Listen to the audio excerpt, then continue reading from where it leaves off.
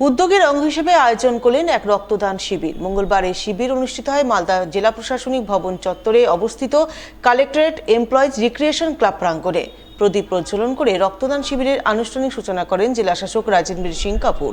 এছাড়া উপস্থিত ছিলেন অতিরিক্ত জেলা শাসক অনিন্দ সরকার, উত্তর মালদা সাংসদ খগেন মুর্মু সহ অন্যান্যরা। এদিন তাদের উপস্থিতিতেই মালদা জেলা প্রশাসনিক ভবনে কর্মরত কর্মী আধিকারিকদের অনেকেই রক্তদান করেন।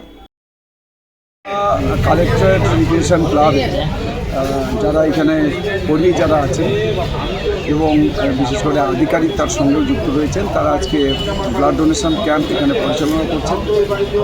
আমি তাদের ধন্যবাদ জানাচ্ছি, কৃতজ্ঞতা জানাচ্ছি এবং এই ব্লাড ডোনেশন যারা করছেন, যারা আন্তরিকভাবে নিজেরা স্বেচ্ছায় রক্তদান করছেন, রক্তদাতাদেরও আমি ধন্যবাদ কৃতজ্ঞতা জানাচ্ছি। এরকম একটা শুভ কাজ, একটা হচ্ছে যে আমাদের এখানে মহান কাজ, এটা মহৎ উদ্দেশ্যে আজকে রক্ত এবং তার যে দান হচ্ছে, তারা দান করছেন, এই দানের কোনো তুলনা হয় না।